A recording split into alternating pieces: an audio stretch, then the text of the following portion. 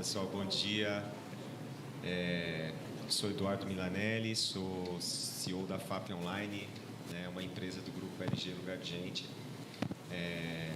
Estamos aqui hoje na Chip. A Chip é uma parceira da LG, para a gente poder discutir aí mais um evento aí que vamos falar aí sobre a NR1 e os desafios que a gente tem com a parte ergonômica agora dentro do PGR, incluindo aí os fatores de riscos psicossociais. Acho que estou com uma mesa aqui bem forte aqui, de grandes especialistas. Queria agradecer o Fernando aqui por estar junto com a gente nessa empreitada. O José aí, doutor José, que é sempre um grande parceiro. E o doutor André aqui, que é o cara que faz a gente pensar fora da caixa.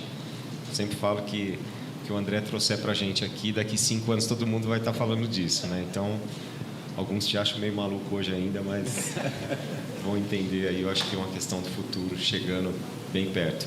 E aí eu queria agradecer a todos vocês. Eu vou mediar aqui hoje essa mesa. Eu sou o único que não sou médico aqui, então eu vou fazer o papel de jornalista aqui. Vou perguntar umas coisas bem difíceis para vocês. E eu acho que é uma coisa legal também que a gente não pode falar mais o tempo de experiência. Até falei com o Fernando assim, às vezes eu pego o pessoal mais antigo da área de engenharia de segurança, assim como vocês também da área de saúde. Tenho 30 anos, 40 anos na área, é melhor não falar, porque nos próximos 5, talvez esses 40 não tenham servido para nada. Eu acho que a gente está num momento de um aprendizado tão forte, né, principalmente com inteligência artificial. Eu acho que vai ser um grande desafio. Eu acho que é um grande engano as pessoas entenderem que a tecnologia vai substituir as pessoas. Ela não vai substituir as pessoas, mas ela vai ajudar a gente a ser muito mais assertivos e talvez, André, ela contribua até com a qualidade de vida da gente ter mais tempo para estar mais com as nossas famílias, estar mais presente, ter presença mesmo, né, no ambiente familiar, social. Eu acho que muitas vezes esse é o grande desafio. A gente está em casa, né, mas a gente ainda continua pensando nos desafios da empresa. A gente não se desliga, né?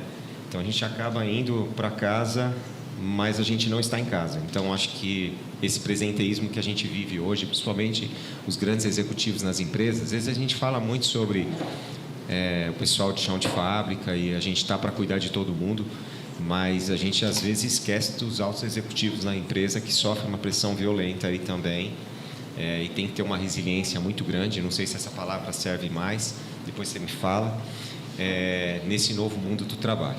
Então, eu vou passar a palavra aqui, Fernando, para vocês se apresentarem, para a gente começar aqui nosso bate-papo aqui, nossa conversa de uma forma descontraída, eu acho que respeitosa. Cada um tem um ponto de vista. Acho que a gente vai aprendendo um com os outros, né? Hoje nós temos aqui um grupo de médicos convidados, né? Mas o desafio do psicossocial vai sermos integrar a área médica, né? Pensando em área de saúde, né? Psicólogo, nutricionista, assistente social. Acho que serão bastante complementares, ergonomistas, né? Bastante complementar nesse aprendizado que a gente tem aí pela frente. Obrigado. Bom, olá a todos, né?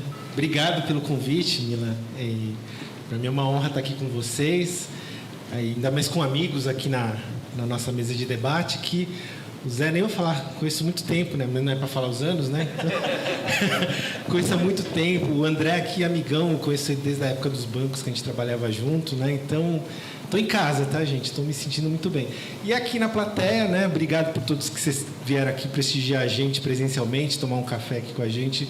Também estou muito feliz que vocês estão aqui presentes, prestigiando a gente e ouvindo e contribuindo até com o nosso debate tete a tete. E você que está online também, obrigado pela presença e contribua com a gente no chat, faça perguntas aqui para a gente poder interagir com vocês que estão online assistindo a gente também. Muito obrigado. Vou passar agora para o Zé se apresentar e a gente depois vai para o André. Muito bom, bom dia a todos. Prazer enorme, né? Primeiro, a gente está aqui, né, dentro de um lugar super especial aqui na Chip para poder e abrir as portas para esse evento, um motivo de orgulho e satisfação. Primeiro, pelo que é que a gente acredita. Acho que a gente acredita muito nisso, toca na experiência, né? E poder estar hoje com grandes amigos que a gente já tem, né, cada um aqui em momentos diferentes, mas um passado muito bacana de convivência, principalmente de aprendizado, aprendo pra caramba com esses três aqui. E a Chip, no seu papel de uma integradora de soluções, hoje contando com todo o seu espaço para poder trazer debate, discussão, né, faz muito, é muito do nosso DNA trazer para dentro, né, esse tipo de debate, porque em cima disso a gente aprende, traz insights, calibra melhor a nossa forma de trabalho e aproxima mais daquilo que as pessoas, o mercado, os especialistas precisam na modelagem de produtos na área de saúde e benefícios, que é onde a gente atua. Eu tenho formação médica, eu sou cirurgião de formação primária, tenho aí tempinho aí de vida corporativa, né?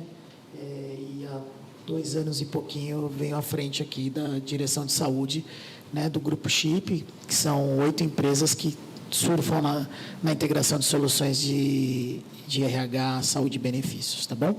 Prazer muito grande, espero que vocês também de casa curtam, tragam aí as sugestões, interajam com a gente. Agradecimento especial também ao pessoal que está aqui, grandes amigos que estão aqui com a gente presencialmente, tomando um café e nesse dia aqui, que também está tão bonito, né? Um dia muito bacana aí para a gente trocar. Obrigado, viu? Obrigado, Mila. Obrigado, Fernando. Obrigado, André, pela oportunidade de estar junto com vocês. Bom, bom dia para quem está assistindo ao vivo, boa tarde, boa noite para quem está assistindo à tarde e à noite, e feliz ano novo para você que está vendo no Réveillon, porque isso vai ficar online, enfim. Meu nome é André Fusco, eu sou médico, sou psicanalista, sou consultor de empresas para saúde mental, falo dos riscos psicossociais, às vezes com outros nomes, há mais de 10 anos. Ergonomia mental. Ergonomia mental. Se der, a gente fala um pouquinho sobre por que esse termo ergonomia mental, acho que é muito pertinente. É um prazer enorme estar aqui com esses grandes amigos, que o que nos une é o propósito, é a nossa sensibilidade para o sofrimento humano, é a nossa inquietação com as injustiças, incongruências, inconsistências e um monte de coisa estúpida que a gente faz por questões históricas, porque sempre foi assim, e etc. E sempre, como o Eduardo falou aqui, às vezes eu sou polêmico, né?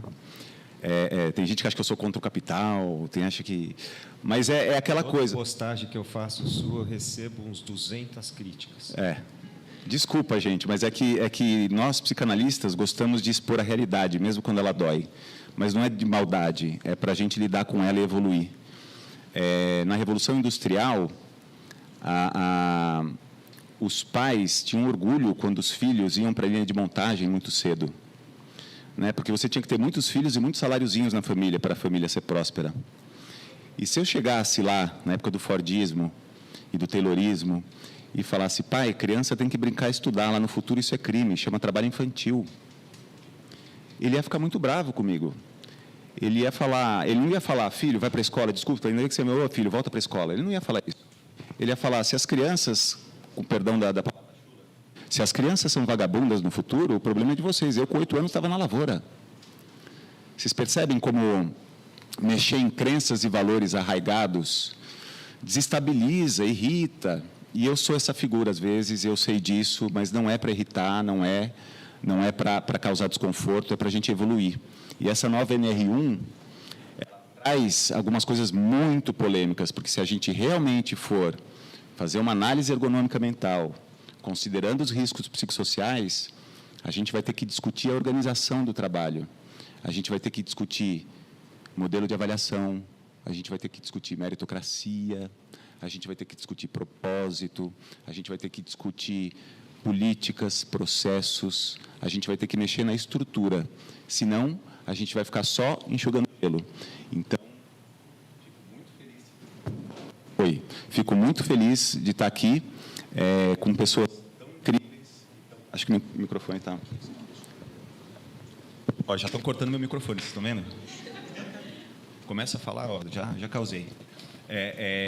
Fico muito feliz com esse convite de estar aqui falando com pessoas tão competentes e engajadas e corajosas de aprofundar esse tema na seriedade e na oportunidade que ele traz.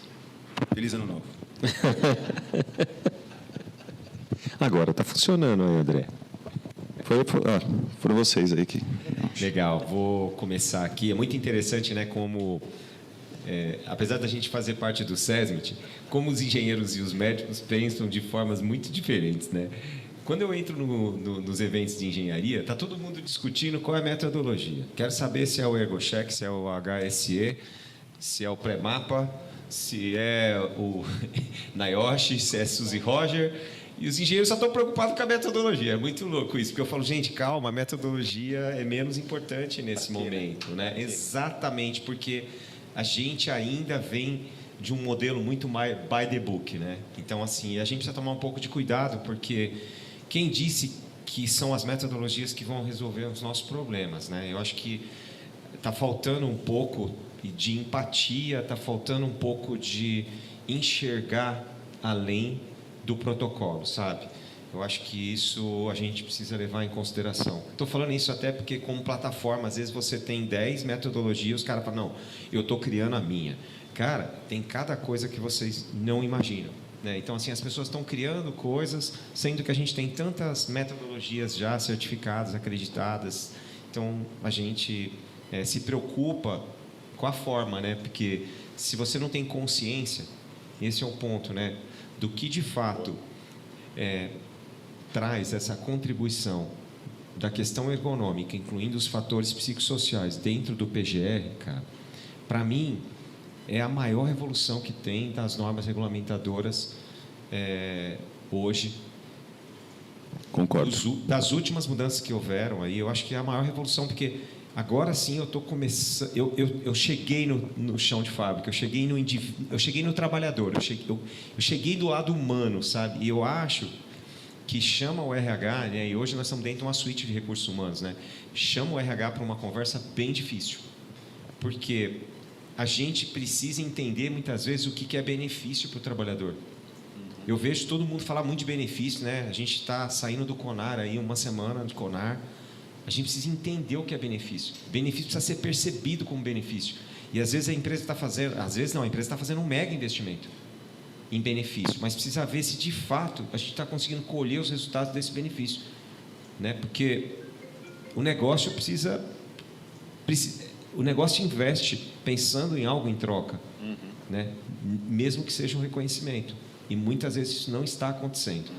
E eu tenho certeza que se a gente conseguir fazer um programa muito focado e alinhado ao propósito do negócio, você sabe que eu sempre vou puxar para o negócio, porque o negócio é o que paga a conta, é o negócio que mantém o processo, né? A gente precisa entender que tudo que a gente faz, seja para a pessoa, para benefício, é para favorecer o negócio, a competitividade, a qualidade, a eficácia, né? Porque eficácia é diferente de eficiência, né? Eficiente, posso ser eficiente, mas o eficiente às vezes é doloroso, né? Quer dizer, eu fui eficiente, mas a que preço?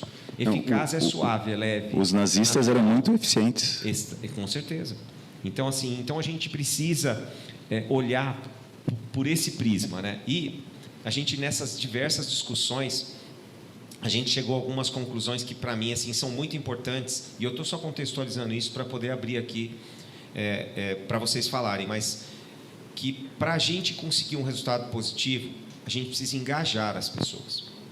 E engajar as pessoas, muitas vezes, as pessoas olham que o engajamento é pelo dinheiro, pelo lado financeiro. Ontem mesmo eu estava com um cliente conversando sobre isso. Eles querem criar programas de saúde e segurança e tentando impactar a cultura, dando prêmio. Cara, sou extremamente contra. Sou contra. Porque não é o dinheiro que engaja, é o propósito. Se a gente não entender que é o propósito, e para a gente formar a cultura, e como é que a gente engaja no propósito? Primeiro, a gente, muitas vezes, nós da área de saúde e segurança, e aí eu vou falar de SESMIT mesmo, tá? Nós estamos muito longe do propósito das organizações. Eu pergunto para as pessoas de saúde e segurança qual o propósito da tua empresa. Ele não sabe, entendeu? Que nem eu vejo lá. Ontem a gente estava discutindo, o propósito dessa empresa que a gente estava discutindo é levar saúde a todos com amor. Legal, esse é o propósito da empresa dele. Como é que você leva saúde para todos com amor no chão de fábrica. Aí é um ponto importante, quer dizer, não é só para o seu cliente, porque o cliente começa internamente, né? Eu vou dizer uma coisa, isso a gente aprendeu muito, né, com a LG, com a FAP. Tudo que a gente faz internamente primeiro. Vai lançar um produto, a gente lança internamente primeiro. A gente tem que ter a percepção das nossas pessoas primeiro hoje. Então, assim, a gente vê se é bom, se não é bom, as nossas pessoas que avaliam. Então, é de dentro para fora, né? A experiência tem que ser de dentro para fora, sempre assim. E as empresas, muitas vezes, num crescimento frenético, às vezes compra empresa, adquire culturas diferentes, miscigenação cultural, é complexo. Não é simples cuidar disso, tá, gente? Falar que, esse maluco aí está falando, pensa que é fácil. Não, não é fácil, não. Se fosse fácil, a gente não estava aqui discutindo isso. Entendeu? É complexo, muito complexo. A gente está falando de pessoas. Tem sentimentos diferentes, tem posicionamentos diferentes, ainda mais hoje no mundo que a gente está vivendo, que a gente tem, assim, é muito eclético, né? Mas uma coisa que eu gostaria de dividir com vocês é assim, eu gosto de falar coisas simples, que fica fácil das pessoas entenderem. Se eu perguntar para você, André, putz, quando você tinha 18 anos, você estava surfando, eu sei que você gosta de surfar, você sofreu algum acidente, aconteceu alguma coisa, puta, cara, tive um acidente, cortei a perna, tomei 15 pontos. Se eu perguntar para você, você lembra da dor? Você vai falar assim, puta, Mila, não lembro. Mas se eu perguntar assim, André, você tinha uma namorada que você gostava muito dela e ela deu um pé na sua bunda? Desculpa o termo, mas é isso. Ele vai falar assim, puta, cara, lembro? Ele vai lembrar claramente e ele vai sentir até a dor. Tá certo? Porque gente, eu vou dar uma eu volto um pouquinho. Porque é sentimento, né, cara? E é muito legal porque, assim, quando a gente entende o sentimento, a gente entende como a gente vai conectar as pessoas no propósito da organização. É pelo sentimento. Por isso que eu sou contra o pagamento, né? Se eu der uma televisão, o cara que ganhou a televisão, talvez, daqui 10 anos ele lembra, eu ganhei a televisão, foi da Coca-Cola, eu trabalhava nessa empresa. Talvez ele lembre da empresa, porque um dia eu perguntei para minha esposa, eu falei assim, você ganhou isso? Ela falou, ganhei de uma empresa que eu trabalhei, mas eu não lembro qual é a empresa. Ela já não lembrava a empresa, tá certo? Mas se fosse pelo sentimento, automaticamente a memória traz à tona isso. E aí, por isso que eu sempre falo, né, que muitas vezes os programas de mudança comportamental e de formação de cultura também têm para mim, algumas conexões de formações de cultura que, para mim, são... Porque, às vezes, eu falo de cultura, André, ninguém entende o que é cultura. E eu sempre comento que é o seguinte, para a gente começar a conversar sobre cultura, cultura é tudo que você permite na tua empresa ou que você exponencia. É tudo que você permite ou exponencia, para ficar fácil das pessoas entenderem o que é a formação da cultura. Tá certo? Então, eu acho que a gente começa a conversar daí. E aí, André, eu queria que você falasse um pouquinho dessa mudança, eu acho que no mundo de trabalho, que a gente vai ter que se reinventar, pensando, primeiro, que a gente, pela primeira vez, nós vivemos com 5 gerações diferentes no ambiente de trabalho. As pessoas procrastinam isso, elas não querem olhar para isso, mas isso é muito importante, gente, é muito importante. A gente está vivendo com tecnologias novas, com pessoas mal preparadas, diria assim, não conectadas a essa, não diria mal preparadas, mas não conectadas com essas novas tecnologias que chegam. Na verdade, elas não chegam, elas invadem. Esse é um ponto. Porque assim, a IA chegou, todo mundo está trabalhando com a IA. Você fez treinamento de IA? Não, entrei, baixei, vi, fiz. O que você está usando? Gemini, ChatGPT, cada um está usando uma, né? Então, e legal, e tá tudo bem. Né? Mas, e esse é um outro ponto, quando chega a IA, o que a gente percebe, por exemplo, no nosso mundo hoje corporativo, que o jovem tem muita dificuldade em tirar o melhor da IA. Sabe por quê? Porque ele não sabe fazer pergunta, porque ele não aprofunda, porque a geração nova, o que acontece? Ela vai muito no raso, né? Então a gente começa a perceber que 50 a mais no ambiente de trabalho começa a ser favorável, entendeu, Fernando? Então, acho que assim, a gente aprende um com o outro, não tem geração melhor nem pior, são diferentes, e eu acho que isso é um ponto muito interessante, da gente tratar com as diferenças de uma forma natural, né? Principalmente quem tem filhos, a gente vai ver muito isso, gente. Quem tem filhos jovens, daqui para frente, menos de 10 anos, vai ter uma mudança drástica, porque essa geração de 15 é muito diferente dessa de menos de 10 que está chegando. Então, a mudança das gerações serão muito rápidas e a gente vai ter um desafio muito grande com essas gerações. Então, André, queria que você pegasse o gancho daí e trouxesse para a gente um pouco aí de como é que vai ser esse novo mundo do trabalho. Pelo menos na perspectiva... Sendo otimista, né? Porque, por exemplo, você citou a inteligência artificial. A inteligência artificial é uma ferramenta, ela pode ser usada, né, que nem a eficiência. Os nazistas eram muito eficientes em eliminar pessoas que, né, judeus, negros. Então, a inteligência artificial é uma ferramenta que é muito potente, né? Ela é muito potente. E para que a gente vai usar? Acho que essa é a questão. Agora, trazendo do ponto de vista histórico e sendo otimista, o que vai estar vindo por aí, que eu espero que venha, eu gosto muito do paralelo com as doenças osteomusculares, né? A gente mudou a forma de trabalhar, a gente começou a ficar muito sentado, digitar muito, começou a ter bursite, tendinite, síndrome do túnel do carpo. O que é isso? Isso aí é mimimi, eu sempre digitei e nunca tive isso. Aliás, mulher tem mais, então é predisposição, aí começam a vir os preconceitos e tal, e aí os números começam a fugir ao controle. E aí, de repente, a comunidade científica fala, LER-DORT, lesão por esforço repetitivo e doença osteomuscular relacionada ao trabalho. É uma doença nova. Do ponto de vista fisiopatológico, não é uma doença nova. São as mesmas doenças, só que agora se relacionam com o trabalho. Então, se eu digito muito e tenho uma síndrome do túnel do carpo, não é uma síndrome do túnel do carpo, é uma LER, é uma DORT. E aí, então a culpa é do empregador, a culpa é do trabalho, que a gente está sempre buscando culpado, né? E aí, litígio, começa a ficar caro, sinistralidade, e aí vamos fazer o quê? Ginástica laboral. Não, se as pessoas não estão aguentando o trabalho, o que a gente faz? A gente hipertrofia a musculatura e ela aguenta a sobrecarga de digitação, a má postura, o peso que carrega. E não para em pé, né, gente? A ginástica laboral, o que está por trás, é uma adaptação do homem ao sofrimento, que é um conceito que Taylor trouxe, né? E aí, a gente enxuga gelo, a coisa não melhora. De repente, alguém falou, mas tem uma coisa aí que chama ergonomia osteomuscular. Na verdade, tem uma maciez correta da cadeira, tem que ter um apoio para o cotovelo, por causa do ombro. A altura do monitor determina o ângulo do pescoço, para você não ter hernia de disco. Hoje a gente não pode embarcar uma mala acima de 23 quilos. Olha que inconveniente. Mas por que a gente não faz isso? Porque alguém vai ter que carregar. Alguém vai ter que pegar do esteiro e pôr em outro lugar. Vocês sabiam que é por isso? É ergonomia osteomuscular. E aí os números começaram a baixar. Então a gente responsabilizou as vítimas. Depois a comunidade científica deu um alerta. Isso aí passou da culpa da vítima, da culpa para o empregador. E aí a gente começou a enxugar gelo. E aí depois chegou a se discutir ergonomia. As pessoas estão adoecendo mentalmente. O que é isso? É mimimi da nova geração. Aliás, é a indústria do atestado, malandragem, né? Brasileira é uma raça. E aí vem vários preconceitos. Aí, por que mulher adoece mais? Né? E vem vários preconceitos. E a gente olha o doente, a predisposição dele, a culpa é do doente. E aí veio a comunidade científica de novo, através da Organização Mundial da Saúde, e falou burnout. Pronto, eu tive burnout. O que é burnout? Que doença nova é o burnout? Não é uma doença nova. São os transtornos de ansiedade e os transtornos de humor, que genericamente a Organização Mundial da Saúde chamou de um esgotamento das capacidades cognitivas, etc. e tal, mas que é relacionado, é agravado ou provocado pelo trabalho. Então, burnout não é uma doença em si do ponto de vista fisiopatológico.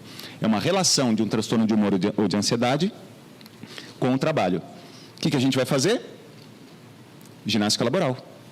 Como é que eu hipertrofio o aparelho psíquico das pessoas para que elas suportem, seja lá o que for, que é porque no osteomuscular é mais fácil, né? É o mobiliário, é a postura, é a quantidade de toques, é o peso, quantos quilogramas. Agora, a ginástica laboral mental é o quê? É o que as pessoas precisam fazer para suportar. Meditação, yoga, mindfulness, treino de resiliência, sala de descompressão, higiene do sono, reeducação alimentar, equilíbrio, atividade física. Quer dizer, tudo que você precisa fazer para suportar. São coisas maravilhosas, assim como ginástica, né? Na questão osteomuscular, eu treino se eu consigo ter todo dia, porque faz muito bem para mim. Mas não era falta de treino o problema no trabalho. Então, quando eu estou representando o trabalho, quando eu sou uma área de saúde, um RH, o problema não é a falta de resiliência.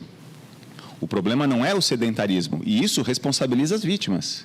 Por que eu adoeci mentalmente? Porque eu não tenho resiliência, porque eu não medito, porque eu não pratico esporte, porque eu sou sedentário, porque eu não tenho equilíbrio entre vida pessoal e profissional. Aliás, eu tomo muito café, não respeito o meu sono, não tenho uma boa higiene do sono.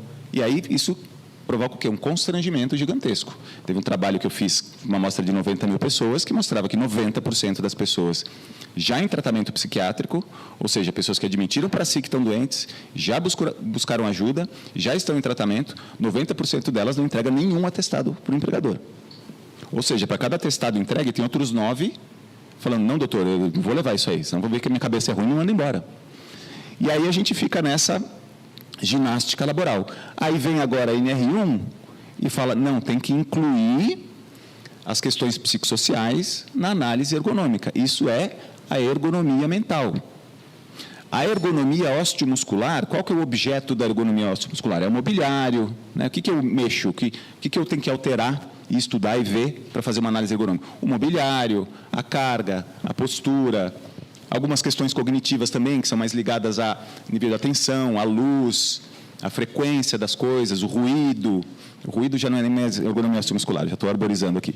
Mas, e qual que é o objeto da ergonomia mental? São as regras do trabalho.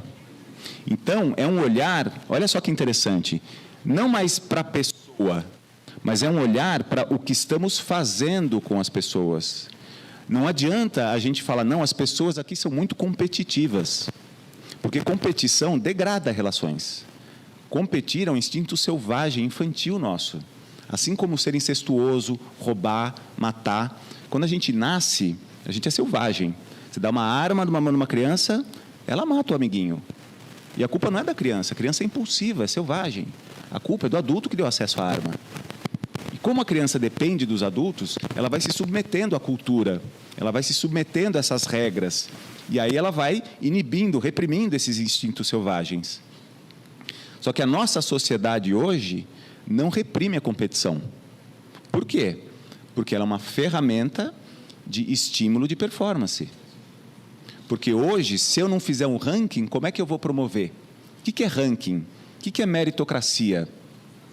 Olha só como o doutor André é polêmico. O doutor André acha que meritocracia está errado. Acho.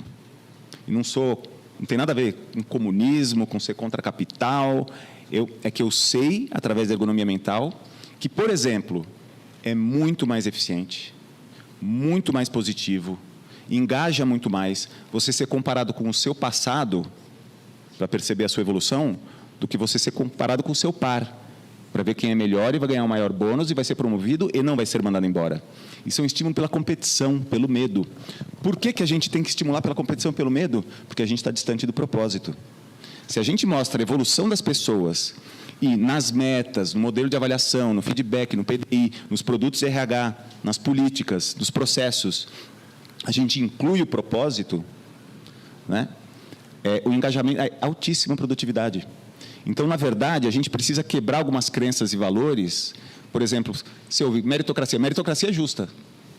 Posso ser polêmico? Eu estou muito à vontade, porque eu estou com pessoas que eu confio, gosto, admiro, e que sei que entendem o que eu vou falar, mas olha só, doutor André, abraça a árvore, comunista, polêmico, sei lá o quê. Uma empresa não pode servir para dar lucro. Eita! Aí a casa caiu, né? Uma empresa serve para gerar algum propósito para a sociedade. E a contrapartida é o lucro. Uma empresa, gente, eu amo lucro. A empresa tem que ter lucro, senão ela não é sustentável.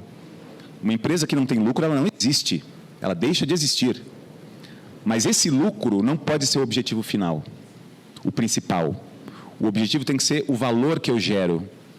Porque se eu gero lucro sem gerar valor, o que eu estou fazendo da minha vida? Quem sou eu no mundo? Eu tenho uma meta de venda de título de capitalização. Para que serve um título de capitalização? É uma aposta. Você dá 100, recebe 80 de volta e vai ter um sorteio das milhares de pessoas que contrataram, uma lá vai ganhar 50 mil. É loto, é telecena, é título de capitalização. Mas se eu não vender os 20 títulos de capitalização desse mês, eu não vou receber minha remuneração variável. E a minha avaliação de performance vai ser ruim, eu posso ser mandado embora, porque eu vou ficar abaixo no ranking. E aí vem um senhor idoso buscar a sua aposentadoria. Ele fala, oi meu filho, sobrou um dinheirinho da minha aposentadoria, eu queria investir. E ele já bateu a meta de investimento dele. Mas ele tem lá os 4 ou 5 títulos de capitalização que ele não consegue desovar. E aí, olha o conflito ético-moral. Não, vovô, investe num título de capitalização. Quem sou eu no mundo quando eu faço isso? E aí ele bate a meta, ele pode ser promovido. Por quê? Porque ele está tendo uma pressão, não para gerar um valor para o cliente, mas para gerar um lucro a qualquer custo. E quando o neto dele vai lá na agência e reclama, e descobre que aquele cara vendeu um título de capitalização para o vovô, falando que era um investimento, o que a gente faz? A gente manda embora o caixa que fez isso, porque ele não é ético. Porque é ético em primeiro lugar. Só que a gente ainda não discute a meta, porque a meta hoje não é de saúde financeira do cliente. A meta hoje não é de geração de valor para o cliente, não é de fidelização do cliente, não é de realização de sonhos do cliente. Então, e gente, isso não é contra ninguém, isso é bom para a empresa, inclusive, isso é mais sustentável. Então, o que a nova NR1 está trazendo para a gente são conversas muito difíceis, crenças e valores que a gente foi inventando e criando para a gente dar conta das incoerências que a gente vive hoje. Então, por isso que eu me coloco nessa posição de chato, de trazer essas frases horríveis, mas de a gente parar para pensar. E a grande ironia é que se a gente tiver coragem de aproveitar esse empurrão da nova NR1, de aproveitar e colocar a ergonomia mental para realmente, que não é a aplicação de questionários, que é uma coisa que a gente pode falar por aqui, não precisa aplicar questionários. Se você tem bons indicadores, não precisa.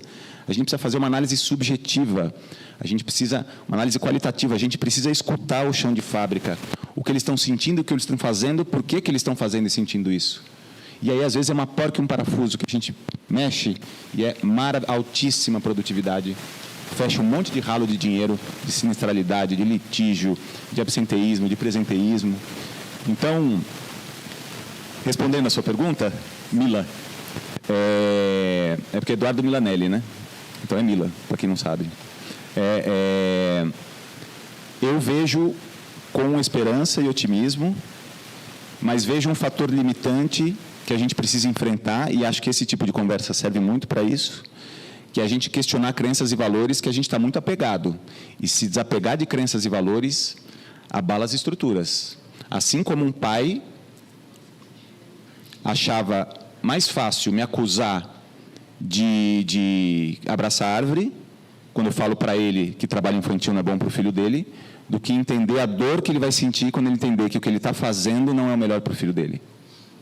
Mas a gente precisa enfrentar essa dor para começar a fazer o que é melhor para o filho. A gente precisa enfrentar essas incoerências, coisas que eu já defendi pessoalmente e que me doeram admitir, mas a intenção é boa, o resultado é positivo e é muito bom não só para o trabalho como para a nossa sociedade como um todo. Obrigado, André. Vou chamar o Fernando aqui.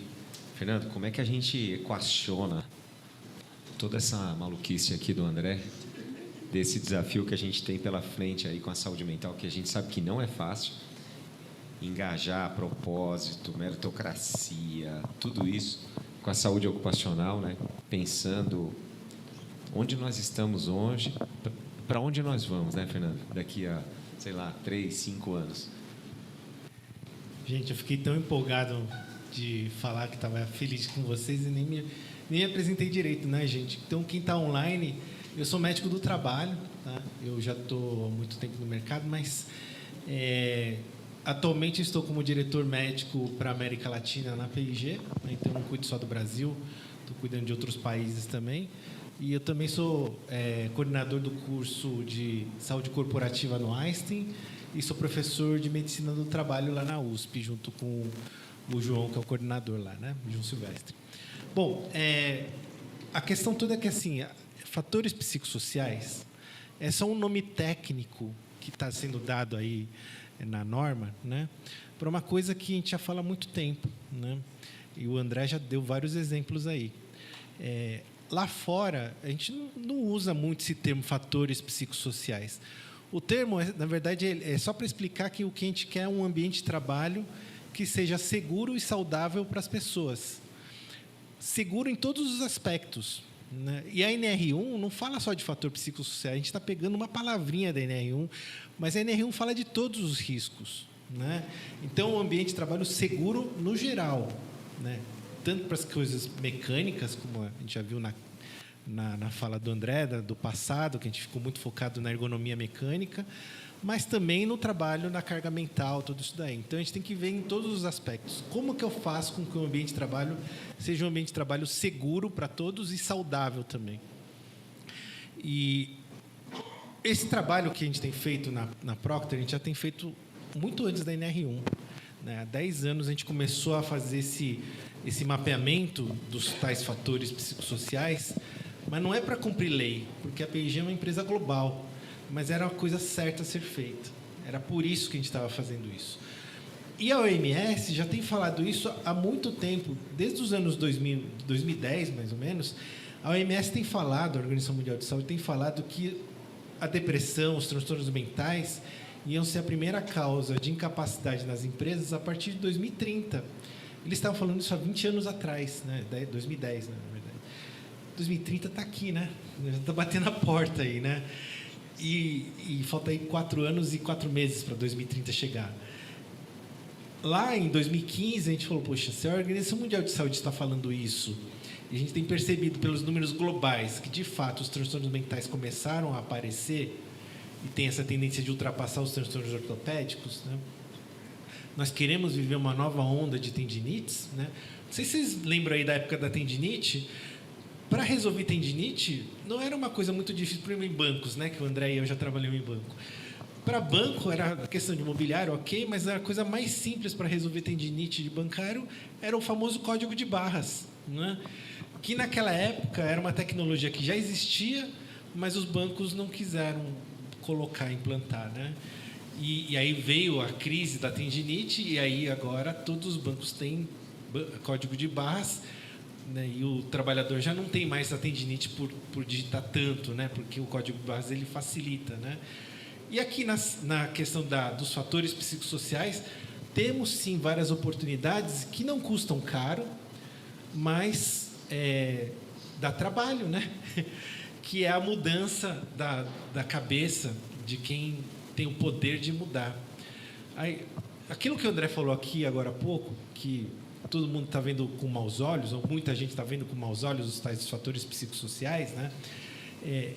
É até engraçado falar isso, né? Mas não tem sentido a gente ficar falando que o chefe, a liderança da empresa, deveria reconhecer mais as pessoas, dar mais reconhecimento não em dinheiro, parabéns mesmo, um bom dia, se chegar na empresa, receber um bom dia do seu chefe, já muda o seu dia, né? Você receber suporte do seu chefe, você ter um ambiente que não tem competitividade, mas tem colaboração entre as pessoas, né? E isso aí que a gente está falando que são os fatores psicossociais, né? Mas muita gente está focando muito na demanda, no esforço, mas na verdade não está escrito isso na norma. A norma está falando assim: eu quero que você tenha um ambiente que as pessoas se sintam satisfeitas. E aí, se a empresa tem essa oportunidade de fazer essa mudança, o ganho ele é uma consequência, né? Como foi falado aqui. Se eu conseguir que tenha um ambiente que gera colaboração, que todo mundo tem o respeito entre as pessoas, que tem suporte, que as pessoas são reconhecidas, recebem bom dia, recebem parabéns, obviamente o ambiente fica mais amistoso, as pessoas colaboram mais entre si e a empresa ganha em produtividade, né? E aí vem o lucro, que foi falado aqui. Então, essa questão do lucro é uma consequência mesmo, não é o que a norma está falando, você tem que fazer isso para ter lucro. Na verdade, a consequência é o lucro, né? E não precisa ser empresa grande. Estou não falando, esse negócio de fator psicossocial é só para empresa grandona, né? Vou dar um exemplo aqui. Eu gosto muito de dar isso em umas aulas que eu dou. Tem uma papelaria, tem 2 funcionários, que é o André e o Mila, né? E tem o chefe aqui, que é o Zé. O Zé é o chefe da papelaria, né? Aí chegou a Ju e falou pro André, estava no balcão, né? Aí chegou a Ju, queria comprar essa caixa de caneta, né? Aí o André falou, Ju, essa caixa aqui custa R$10. Aí a Ju fala, se eu pagar à vista, você me dá desconto? Aí o André fala, espera aí que eu preciso ver. Ele vai parar o atendimento, vai subir na escadinha lá da papelaria para perguntar para o Zé que está lá na administração da papelaria, lá em cima. Né? Ô Zé, tem uma cliente lá embaixo perguntando se eu posso dar desconto para essa caixa de caneta, tá R$10 aqui. Aí o Zé fala, pode fazer a 9. Né? Aí o André desce lá no balcão e a Ju foi embora. Porque parou o atendimento, a Ju falou, estou com pressa, preciso ver lá. Foi embora. O André fica frustrado. O André fala assim, poxa, podia ter feito a venda, efetuado a venda, mas perdi a venda. Né? Fica frustrado. Só que o André sabe que a caixa custa 5, que o Zé está cobrando 10. Dava para cobrar R$9. Ele sabe que pode fazer esse desconto. Mas como não existe essa flexibilidade, essa autonomia para o André, ele tem que perguntar para o Zé se pode dar o desconto de 10%. Né? Mas o André teria toda a condição, como trabalhador, como uma pessoa que conhece a empresa, de dar o desconto e efetuar a venda, porque a Ju ia falar, então eu pago R$9, levo, ganhei, fiz a venda, ganhei aqui meu bonuzinho, e o Zé também ganhou o lucro dele, né? Porque a caixa custa 5, vendeu a 9, então ele ganhou o lucro dele, né? É isso que a gente está falando que é fator psicossocial, é você empoderar as pessoas, né? Para que elas tomem as decisões, desde que eles tenham toda a transparência. Quanto é que custa esse produto? Eu sei quanto eu posso chegar de desconto, eu sei quanto eu posso fazer. Não preciso parar, isso é burocracia, né? Você parar o atendimento, para ir perguntar para o chefe se pode dar um desconto, ele sabe que pode, né? Mas muitas empresas acontece isso. Vamos chegar na medicina do trabalho. Medicina do trabalho, chega o médico na clínica, médico examinador chega na clínica, né? E aí ele olha aqui, essa aqui é a recepção da clínica. Aí o Mila é o dono da clínica. Tem outro médico para atender junto comigo, né? Para atender tudo isso aqui. Aí o Mila, não tem, só tem você, doutor, é você que vai atender. Tá, mas é para o dia inteiro? Não, é só para até meio-dia. Você tem que atender tudo isso aqui, ó. Isso aqui de gente aqui. Aí o médico falou, tá bom, né? Então tem que correr no atendimento para dar conta de atender toda essa galera aqui, né? Vou ter que atender rápido, né? Aí, digamos que eu estou lá atendendo uma pessoa, né? E aí eu falo, putz, eu acho que essa pessoa está inapta, né? Mas o médico examinador não tem autonomia para dar inapto. Ele tem que parar a consulta, né? Eu falo, eu estou te atendendo, estou atendendo a Ju aqui, de novo, vou fazer a Ju de Cristo. Estou atendendo a Ju, eu vou ter que parar a consulta. Então, espera aqui na sala que eu vou ligar para o coordenador para saber o que eu vou fazer, né? Aí eu paro a consulta, saio da sala, todo mundo na recepção, o doutor parou a consulta lá, ó, nós estamos aqui 3 horas esperando para ser atendido, né? O doutor parou lá e ele foi lá no telefone para ligar, ó, estou com um caso aqui, assim, eu acho que não sei o quê, né? Mas se o médico examinador tivesse autonomia para decidir, né, se ele conhecesse a empresa, cliente, e tivesse autonomia para decidir, não ia ter todo esse constrangimento. Se ele tivesse mais pessoas junto com ele para atender, ele não precisaria correr para atender as consultas dele. Então, o médico do trabalho, examinador, hoje em dia, nas clínicas de medicina do trabalho, ele tem autonomia para decidir? Não tem, né? Ele tem suporte da clínica para fazer o atendimento das pessoas? É só você, atende aí todo mundo aí, não tem mais ninguém para te ajudar, entendeu? Ele tem flexibilidade para ir para o banheiro, para tomar água? Se ele parar para tomar água, tomar um café ou ir para o banheiro, já vem reclamação da própria clientela da recepção. Ô, doutor, parou na consulta, né? Depois que ele termina de atender toda essa multidão de gente, ele recebe parabéns das pessoas que foram atendidas por ele?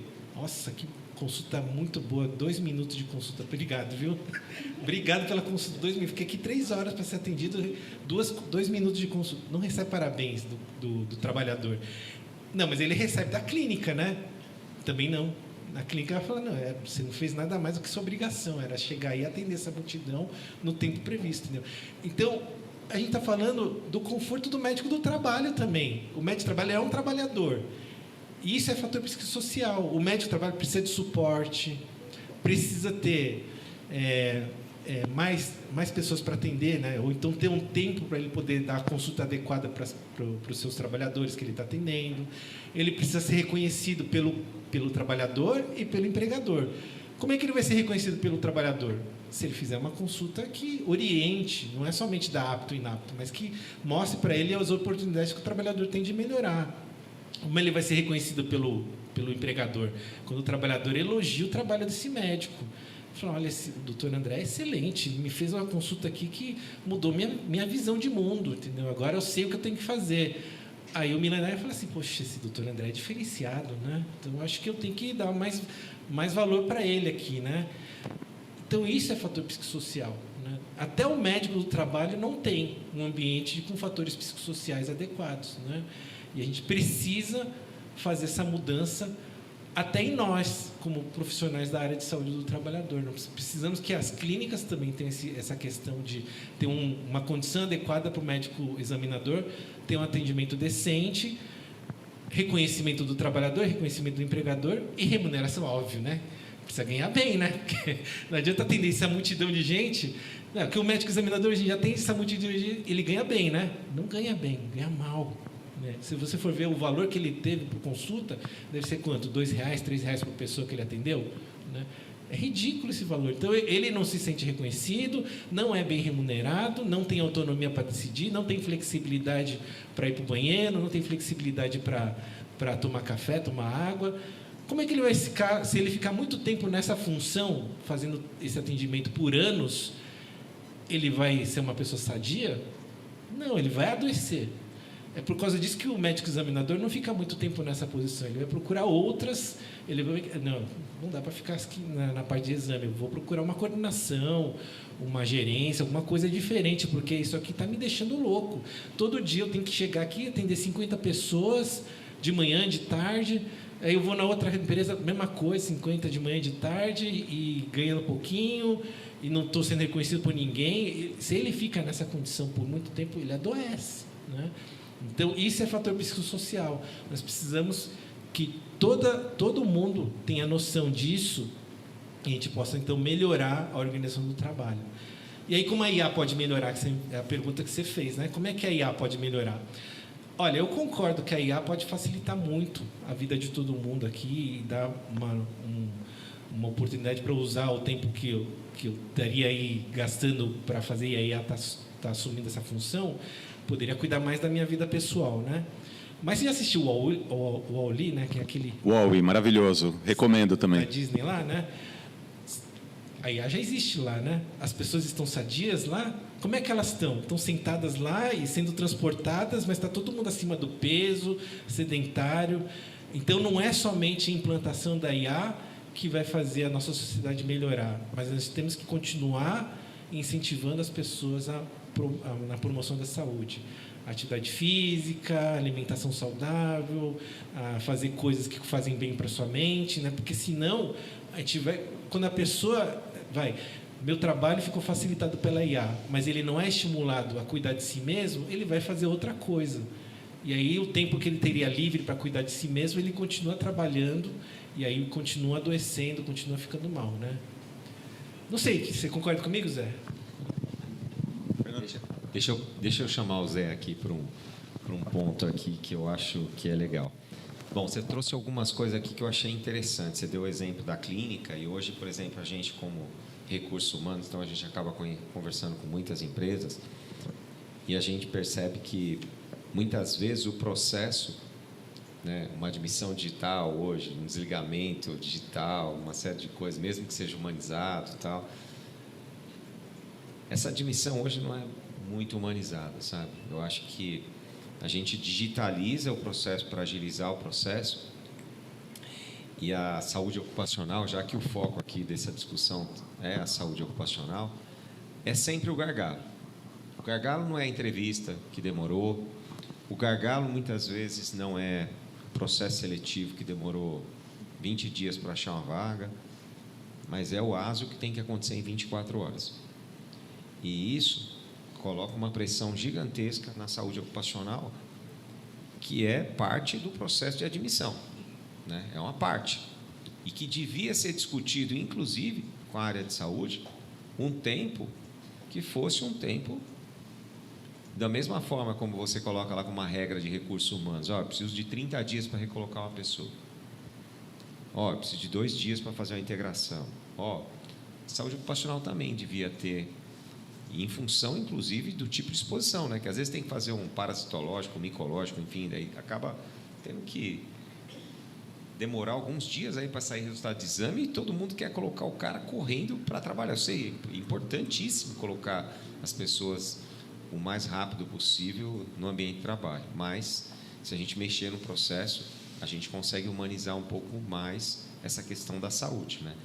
E outra coisa que a gente estava conversando aqui, né, Fernando, que você trouxe muito bem, o periódico muitas vezes é o único exame que um trabalhador faz durante o ano, né, cara? Ele não passa no médico, muitas vezes ele até passa numa farmácia lá, se automedica, enfim, e é a chance que ele tem de estar passando com o médico, né? Então, se a gente desse mais valor para esse atendimento, seja nos 5 exames, admissional, demissional, periódico, né, mudança de risco, a gente poderia estar aproveitando muito mais esse profissional, né, que pode ajudar e contribuir muito para a qualidade de vida desse trabalhador, né?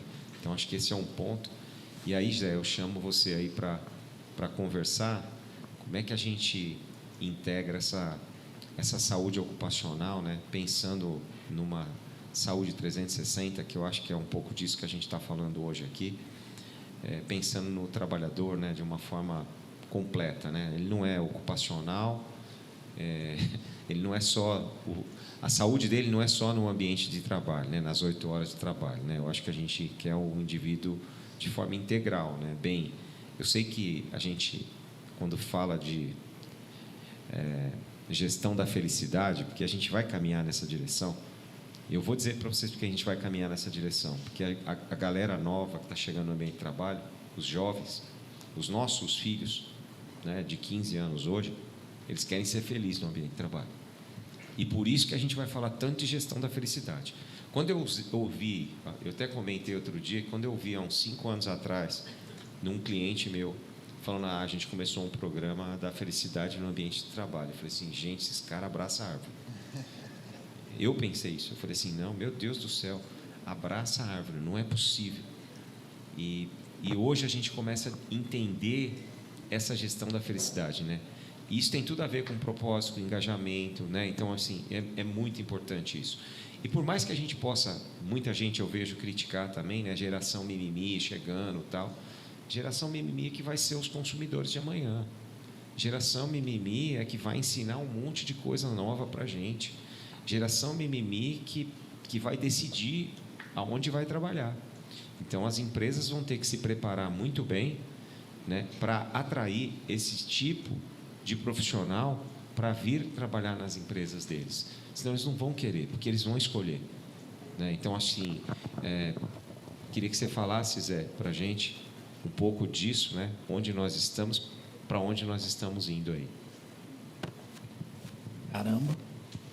Bom, primeiro que eu mentalmente fui fazendo um circuito aqui para tentar ligar todos os conhecimentos. Se eu tivesse um caderno, eu anoto para caramba, devia até ter trazido por conta de tudo que eu aprendi aqui com o que vocês trouxeram.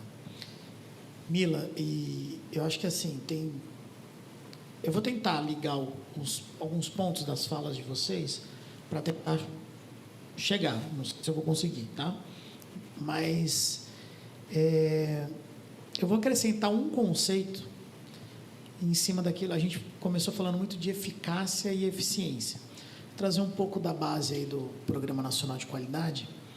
E aí, quando a gente fala isso, né, eu vou relacionar também com a parte médica, que é o grande cerne do nosso público aqui. Bom, eu posso ter algo eficaz, né? Mas se ele demora muito, ou se ele gera efeitos colaterais, ele perde o parâmetro. Então, é assim, eu resolvo o quê? Então, esse primeiro grande vetor do quê está na eficácia. O segundo vetor é o como, que aí ele é um pouco mais abrangente, que eu vou para a eficiência. Então, não basta ser só eficaz, eu preciso ser eficiente também. E o ser eficiente é diminuir o tempo da ação, diminuir, né, os efeitos colaterais de medicamentos, as distorções dos processos. Só que tem ainda um terceiro que a gente não trouxe aqui, que é o para onde, que é a efetividade. E esse para onde é a terceira dimensão, está lá no programa, né, quando a gente olha nos critérios de qualidade, que é o custo-efetividade, ele abraça a eficácia e a eficiência dentro do conceito. Só que ele traz a dimensão daquilo, para onde que a gente vai chegar, exatamente dentro daquilo que você me perguntou. E isso está muito relacionado com o que o André trouxe. Né? E eu vou fazer até vou pegar estava escutando um podcast que o Cortella estava remontando uma passagem do Alice no País das Maravilhas, que ela se depara, segunda vez que ela se depara com o gato, né? E o gato, ela vira assim, me ajuda, né? Ele falou, o que você quer, né? Eu preciso de ajuda, né? Eu preciso sair, né? Ele falou, tá, mas o que você está querendo? Eu falei, não sei, eu estou perdida. Bom, se você está perdida, né? Se você não sabe onde quer chegar, qualquer caminho serve. Então, o norteador do para onde está dentro do propósito. Não é o lucro. O lucro, ele é o resultado. Mas se o propósito não estiver na primeira linha, eu perco e qualquer caminho serve. E aí sim eu vou entrar em nuances que eu não vou fortalecer minha ética, eu não vou fortalecer as relações humanas. Eles também estão me cortando, viu? Acho que foi. Você falou lucro, eles. Perceberam que tem um código aqui. E aí tem uma questão fundamental nisso, que é eu posso perder parâmetro. E quem que é o grande guardião do parâmetro dentro de uma empresa? É a liderança. Então, se eu parar para enxergar que eu preciso da efetividade e até pensando em perpetuidade, aí tem outros nomes que derivam hoje, né? A liderança é o ponto de apoio para eu não perder a razão, que é o manche e é o propósito que eu estou chegando lá na frente.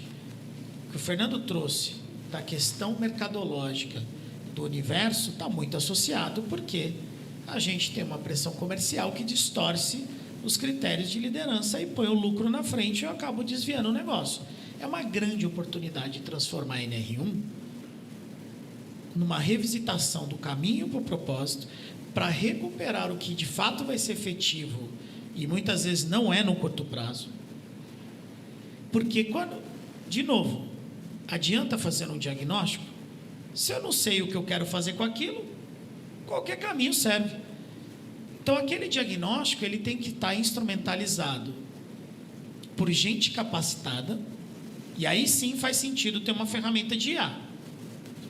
Porque se eu não tenho uma liderança capacitada, se eu não tenho gente capaz de ou treinar um agente ou de interpretar aquilo, eu não vou para muito longe. Eu só vou ter mais dados.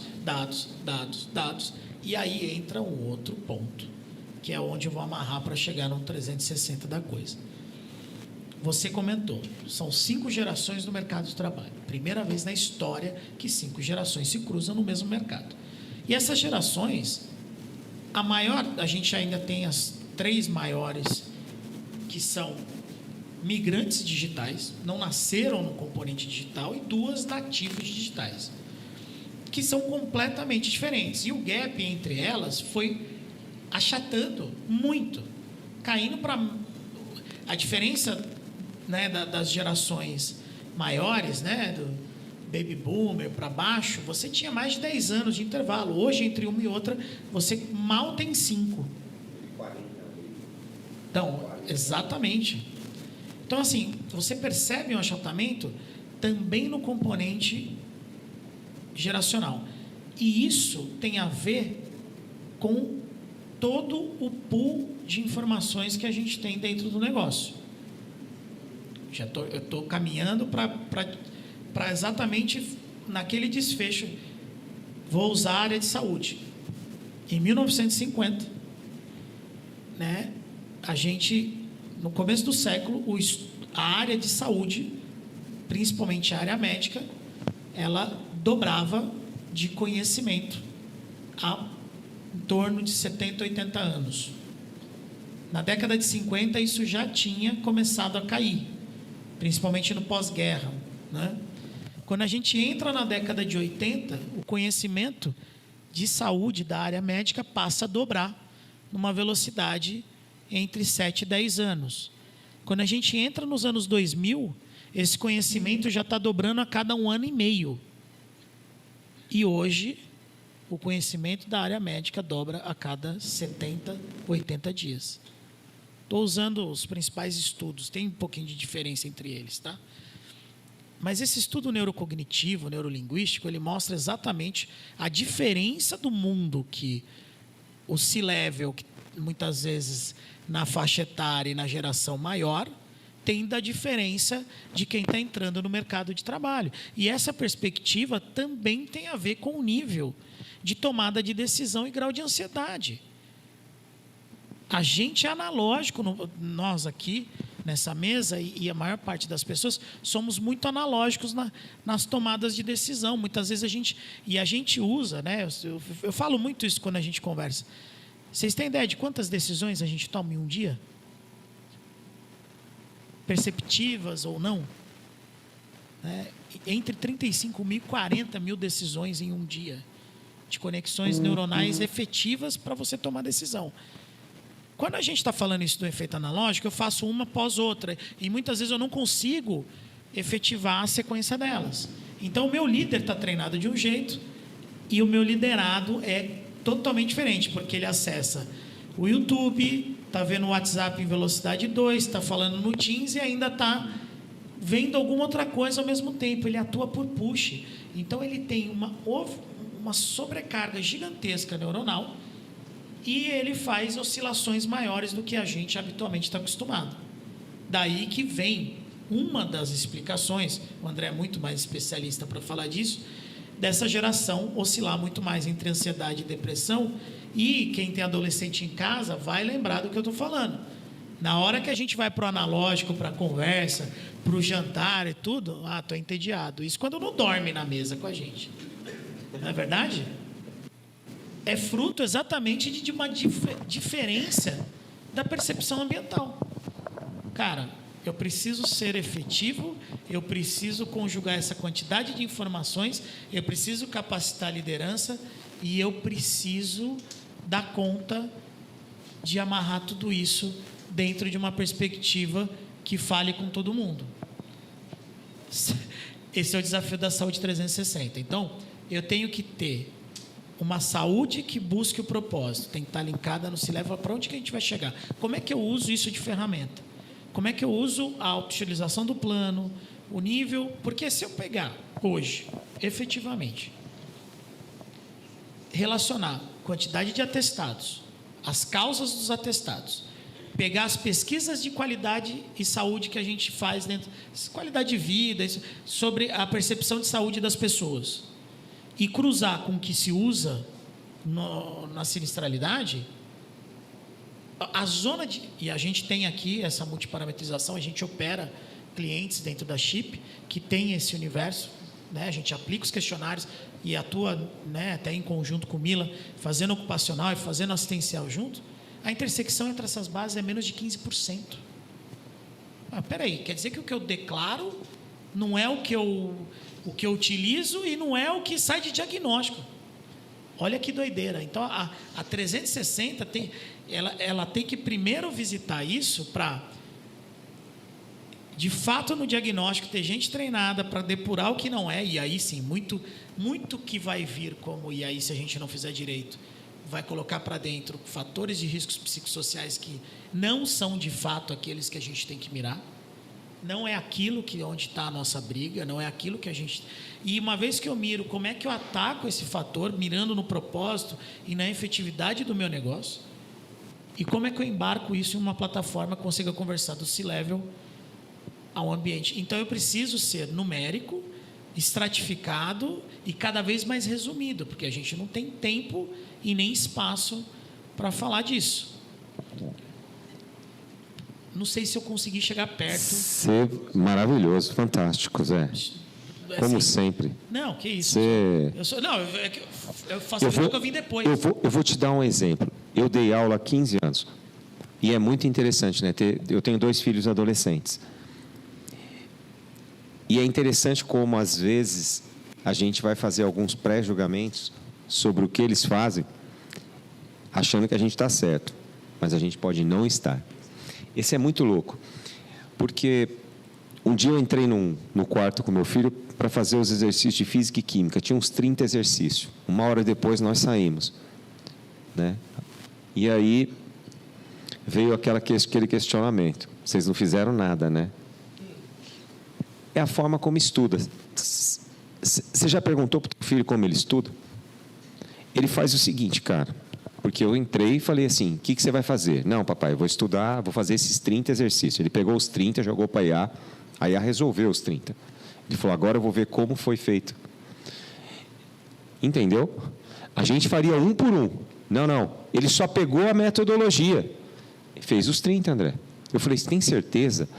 Ele falou, como que você fazia? Ele falou para mim. Eu falei, eu ia escrever um por um e eu ia fazer cada um dos exercícios. Papai, nossa, como vocês eram burros. Ele só não sabe que não tinha IA, né? Que não tinha computador, tal, né? Vocês faziam isso? Nossa, papai, esse é igual a esse, que é igual a esse, que é igual a esse. Eu falei, mas é isso, a gente aprendia no método de repetição. Não é? Regra de 3, você fazia 500 exercícios de regra de 3. Equação de segundo grau, Tabuada. 300 mil. Tabuada, você escrevia no caderno. Ô, cara, os caras usam a IA, joga 30 exercícios de física e química, olha e fala, legal, já entendi. Eu falei, e a fórmula? Ah, não, a fórmula o professor dá. Então, você entende? Porque ele aprende. E, de fato, é interessante, porque ele tem que aprender, ele vai aprender. Porque se ele não aprender, ele não vai conseguir. Só quando ele vê 30 exercícios prontos, fica bem fácil dele entender qual foi a lógica, porque ele entende a lógica. É muito interessante isso. Então, a gente precisa perguntar como os nossos filhos estão estudando. Vou dar um exemplo para vocês. Como que eles leem livro? Ah, não, papai, livro tem que ser digital. Claro que tem que ser digital. Ele vai jogar na IA e vai pedir para fazer resumo. Vocês têm dúvida disso? Eu vejo eles lá em casa. Não, esse aqui é o livro que cai no vestibular. Que a gente também teve isso, André. A gente tinha que ler o livro. Eles não leem o livro. Eles pegam o livro digital, jogam na IA, pede para a IA dar um resumo do livro, tá certo? Aí, o que eles fazem? Eles têm que fazer uma redação do livro, que a redação no vestibular pesa. Tem que bater 1000 pontos lá, né, cara, na redação, porque isso é essencial. O que ele faz? Aí ele vai treinando. Ele vai fazendo a redação e vai falando para a IA, melhora isso, aumenta o conteúdo disso, põe isso. Gente, mas é bárbaro, porque eles estão aprendendo a fazer as coisas de uma forma muito mais prática. Não dá para dizer que está certo nem que está errado. Então, Andrezão, estão 10 minutos aí, eu vou aproveitar aqui, fiquei bem feliz com as discussões, e vou chamar... Você quer fazer algum... Vê se tem pergunta. Ah, legal. Vamos? Então, bora lá. Ou no chat, não sei se tem. Se alguém quer perguntar alguma coisa, que está aqui na plateia, ou então alguém que está nos assistindo aqui no YouTube, que se quiser perguntar, fiquem à vontade. Gente, um de cada vez, tá? É muita pergunta. A gente pode sortear, né? Uma coisa que eu queria falar aqui... Vai lá, Fernando. É assim, a gente precisa... Para você conseguir ter essas questões dos fatores psicossociais fazendo sentido para as organizações, né, a gente tem que mostrar para eles quais são os ganhos, né? Porque o empresário, o dono da papelaria ou o dono da clínica de medicina do trabalho, ele precisa entender, poxa, mas eu vou implantar isso aí para quê, né? E vamos chegar de novo para a medicina do trabalho. O que eu ganho com isso? O que eu ganho com isso? Para a medicina do trabalho, vamos chegar assim. Se o dono da clínica tem essa visão de futuro, de dar uma condição de trabalho para o médico do trabalho que está lá na clínica, ter um tempo decente de atendimento, uma equipe que não é só um médico, mas vários médicos atendendo, de qualidade, que o trabalhador ele fala, nossa, agora eu tive uma consulta muito boa, fui orientado, percebi as minhas oportunidades, vou melhorar. Para a empresa cliente, ele vai ver um trabalhador que começa a se cuidar melhor, lógico, adoece menos, falta menos, né? Produz mais. O empregador que contratou a clínica vai falar assim, olha, o meu trabalhador chegou elogiando a consulta, então quer dizer que tem um diferencial nessa clínica aqui também, né? Então, vai dar uma percepção de valor não só para o trabalhador, mas também para o dono da clínica, para o cliente da clínica, no caso, né? E aí o trabalhador médico que está lá na clínica atendendo bem, né, e conseguindo extrair informações relevantes da população, dos clientes, vai gerar dados, que a clínica vai poder avaliar esses dados e poder até fazer novas recomendações para o empregador, da onde ele deveria investir mais. Olha, estou vendo aqui sua população está exposta a ruído, e isso está gerando uma perda auditiva na sua população, então a gente talvez tenha que eliminar ou mitigar esse risco, ou nós estamos vendo que a sua população tem outro risco lá, etc. Aí vai avaliar o que acontece. E aí o dono o empresário que contratou essa clínica falou: olha só, não é só o trabalhador que está elogiando o serviço, mas a clínica começou a me dar oportunidade de mudança para melhorar o ambiente de trabalho. Vou dar um exemplo aqui. Eu já fui dono de clínica, tá? Há muito tempo atrás, no início da carreira. Inclusive, o Dr. Domingos, que é atual gerente médico do Oswaldo Cruz, ele era o meu médico do trabalho, né? Você imagina que ele já foi médico, ele já foi médico examinador no passado, né? Ele era o médico examinador da clínica. E aí, nos anos 2000, não existia o travesseiro de pescoço. Não existia. E é um produto brasileiro. Muita gente não sabe. Foi criado no Brasil esse travesseiro de pescoço. O nome, travesseiro da NASA. Foi esse nome que deram, né? Porque se chamasse travesseiro brasileiro, ninguém comprava, né? Então, ele deu o nome de travesseiro. A NASA nunca inventou travesseiro. E eu gosto muito dessas questões do Brasil, porque paleta mexicana não existe no México, né? Meu chefe era mexicano, ele vinha para o Brasil e falava: o que é isso? Paleta mexicana. Ele: nunca vi isso. Porque se fosse paleta brasileira, o picolé, você tem que pagar R$2. Paleta mexicana, você paga 8, né? E se fosse só picolé, ninguém comprava. Agora, como paleta mexicana, todo mundo compra, né? Torta holandesa não existe na Holanda, só existe foi criada em Campinas, né? Pão francês só existe no Brasil, não existe na França também.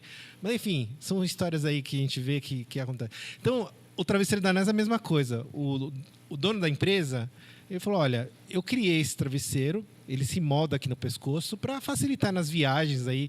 Todo mundo viaja de ônibus, avião, precisa disso. Só que meus trabalhadores, eles estão adoecendo, né, por causa dessa produção. E está todo mundo afastando para o INSS. Eu estou tendo prejuízo no plano de saúde, porque está todo mundo desenvolvendo uma doença que chama asma ocupacional. Estou tendo custo do INSS, né, porque tem muita gente afastada. Estou tendo um custo chamado FAP aí, né, tal de FAP online, né, tal de FAP aí, também está incrementando meu custo com esse tributo aí. Fora a rotatividade de trabalhadores, porque um afasta, tem que chamar outro para o lugar. Esse trabalhador que entra também afasta, né? E aí fui eu e o Domingos, a gente foi lá nessa empresa aí, ficava no fundo de quintal da casa dele, né? Era a casa dele na frente e no fundo do quintal tinha a fábrica lá onde ele fazia o travesseiro da NASA aí, né? Tinha 8 funcionários lá. Mas a gente chegou lá, já era uma névoa no ar, assim, de poliuretano, né? Inclusive o próprio dono da empresa, ele respirava o mesmo ar, também tinha asma ocupacional, ele também, né? Mas ele era dono, então ele não afastava, continuava trabalhando mesmo com a asma. Aí a gente falou assim: isso aqui é o que está gerando a tal da asma ocupacional. E aí a gente vai pela pirâmide, porque ele falou: já passei por 8 empresas de medicina do trabalho, todas elas falam que eu tenho que dar máscara para o trabalhador, fazer raio-x e pirometria. Eu dou máscara, faço raio-x e pirometria e não muda nada, continua todo mundo doente aqui, né? Todo mundo com transtorno pulmonar aí. A gente falou: olha, porque na verdade a gente tem que atacar a causa, né? O que você está fazendo aí é só um paliativo, né? O que está causando é isso aqui que está no ar. Tem como eliminar isso aí? Ele falou: doutor, não tem. Eu preciso da matéria-prima. O poliuretano é que produz o travesseiro da NASA aí, né? E aí a gente vai e a gente tem que exercitar mais isso. Tá, não tem como eliminar, mas tem como substituir isso? Aí ele falou: olha, esse de substituir, até tem um poliuretano que não fica no ar, só que ele é mais caro. Aí sentamos eu, Domingos, os técnicos lá, mais caro quanto, né? Porque olha só, você está gastando por ano R$1 milhão com o plano de saúde, internações, exames, tratamento, consultas, né? Com esses trabalhadores. Está gastando 200 mil com afastamento, INSS, FAP, né? absenteísmo, né? Tudo isso já. Mais ainda o raio-x, espirometria que você faz na clínica e a máscara que você dá vai dar mais uns 50 mil reais por ano que você está gastando, né? Já deu 1.250.000. Quanto é esse mais caro que você falou desse poliuretano aí que não fica no ar? Aí ele fez, vai dar 100 mil por ano. É isso. Então, troca agora. Você tá falando que é mais caro, mas não é mais caro, ele é mais barato. Você vai trocar os 100 mil por esse 1.250.000. Aí ele falou, pô, ninguém nunca me falou isso, né? Vamos trocar agora. Ele comprou lá o novo poliuretano. Voltamos lá nessa empresa 6 meses depois. Não tinha mais a névoa no ar. O poliuretano é mais denso. Ele não fica mais no ar. Os técnicos que fizeram a medição não precisavam mais fornecer máscara para as pessoas. Não tem mais o risco no ar. Então, eu não precisava mais fazer raio-x e espirometria. Não tem mais essa necessidade, né, de fazer raio-x e espirometria. Os trabalhadores que estavam afastados do INSS voltavam e não afastavam de novo, porque não tinha mais o contato com o produto que gerava asma ocupacional. A rotatividade de trabalhadores que tinha nessa empresa diminuiu a ponto de zerar, né? Ele não tinha mais custo no plano de saúde, porque não tinha mais internação, não tinha mais exame para fazer, não tinha mais nada. E aí, hoje, essa empresa saiu de Osasco, está em Barueri, tem mais de 1.000 funcionários nessa empresa, né? E todo mundo conhece o travesseiro. Hoje em dia você vê o travesseiro da NASA nas rodoviárias, nos aeroportos, até lá fora. Viaja aí, vai no free shop, você vai ver lá o travesseiro da NASA, e aí você vê lá atrás, está escrito Made in Brasil, né? Produto brasileiro, desse cara. E ele falou, olha, se não fossem vocês para virem aqui e falarem que era para fazer isso, talvez ninguém ia conhecer o travesseiro, porque eu ia falir. Ninguém ia conhecer o travesseiro da NASA. E os trabalhadores que estão comigo iam todos ser demitidos. Então, ele saiu de uma empresa que tinha 8 funcionários, tem mais de 1.000 agora, né? Mudamos o negócio. E aí, o que a gente tinha de diferencial? A nossa clínica era mais cara.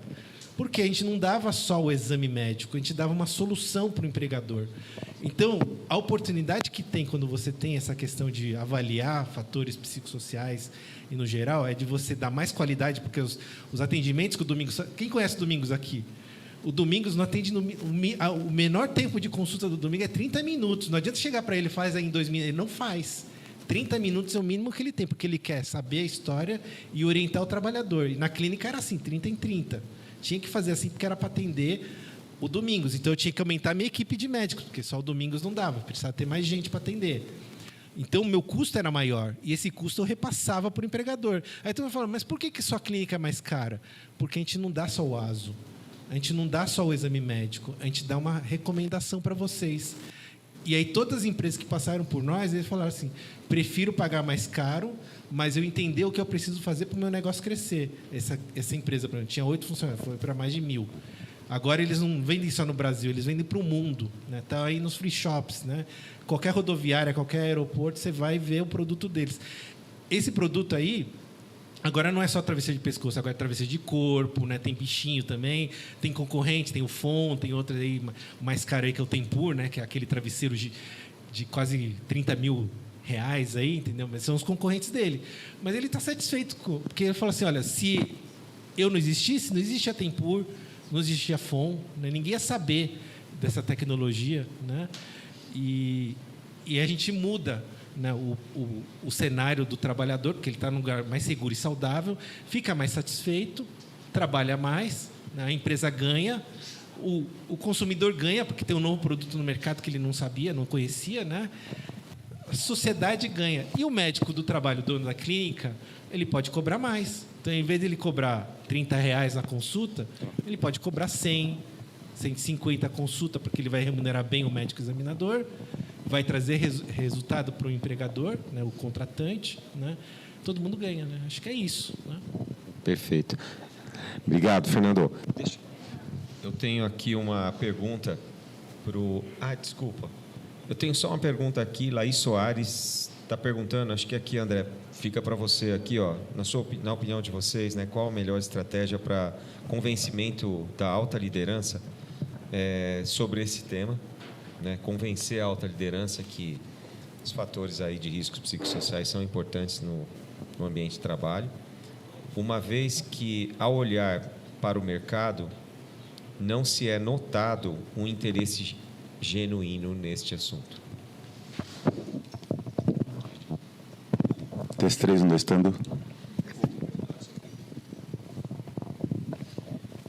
essa questão da liderança é fundamental, né? E fica, não, então o problema é que temos que treinar a liderança, temos que ou a culpa é da liderança, a culpa é do gestor, e as estratégias muitas vezes começam pela liderança, e eu acho que a liderança é super estratégica, mas como objeto da ergonomia mental não é treinamento de liderança, eu vou trazer um case aqui para mostrar a importância da liderança e a relação que isso tem. Eu acho que é um exemplo bem contundente.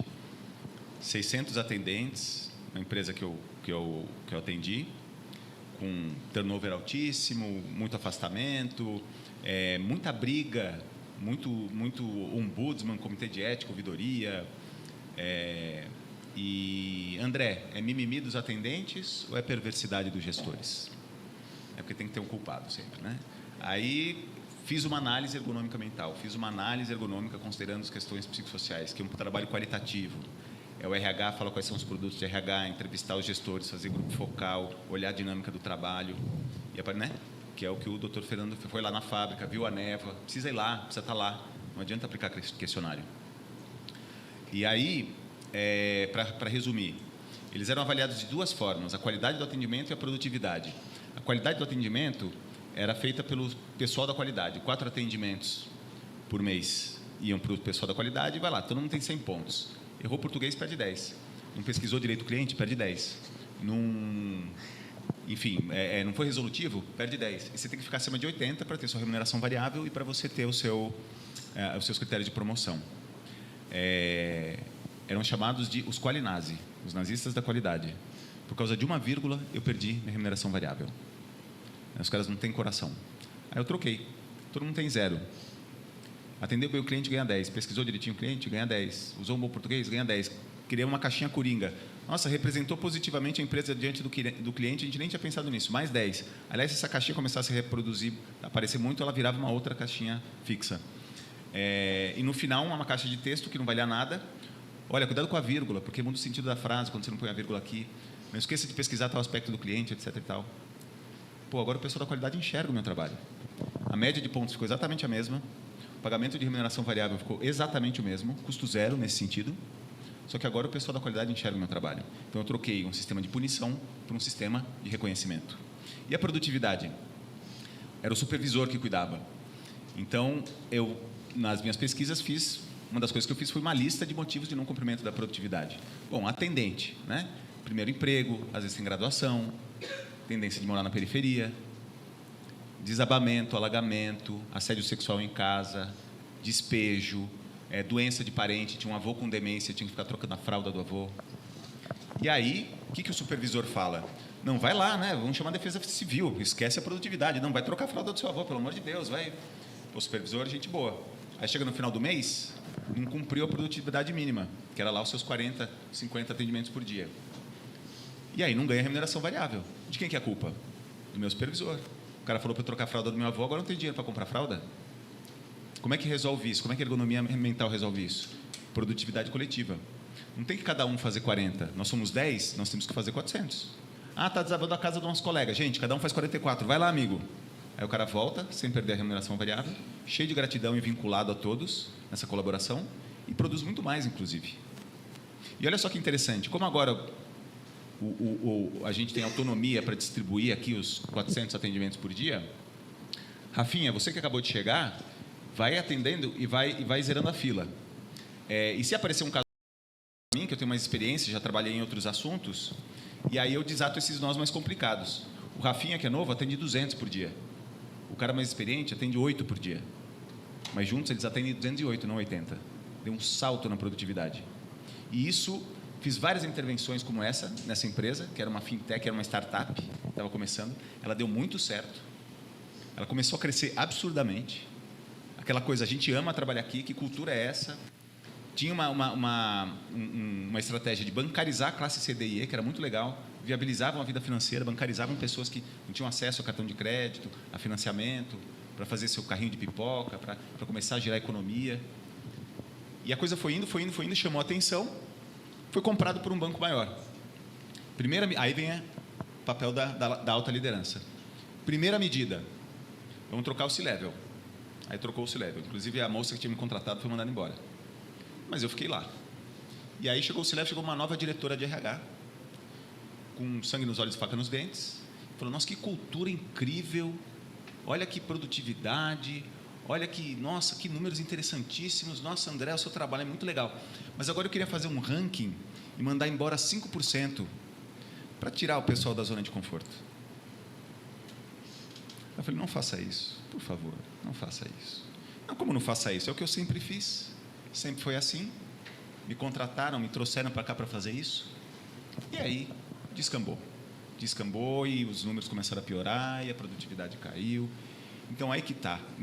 Precisa dos dois. A gente precisa de uma liderança percebendo a profundidade do que a gente está discutindo aqui, aberta para a inovação, e aí a gente consegue aplicar e sustentar essas mudanças. E aí, qual é a minha estratégia para vencer essas resistências da liderança? Claro, às vezes não dá, né?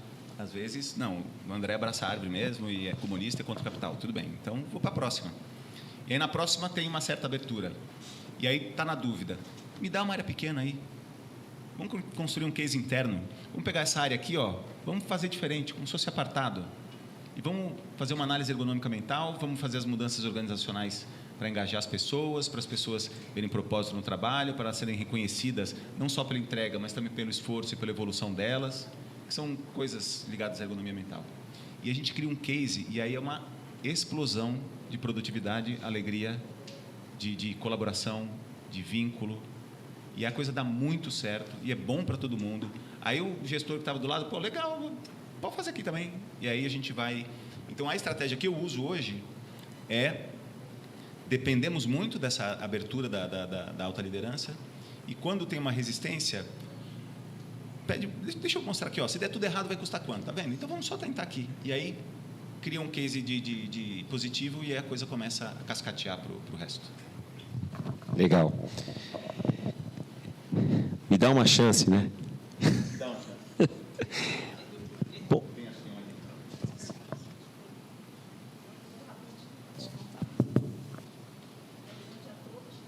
Você falou lucro em algum momento? alô. Não. Vem um pouquinho mais tarde. Aqui.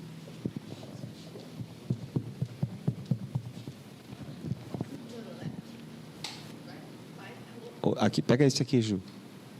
Ju. Aqui.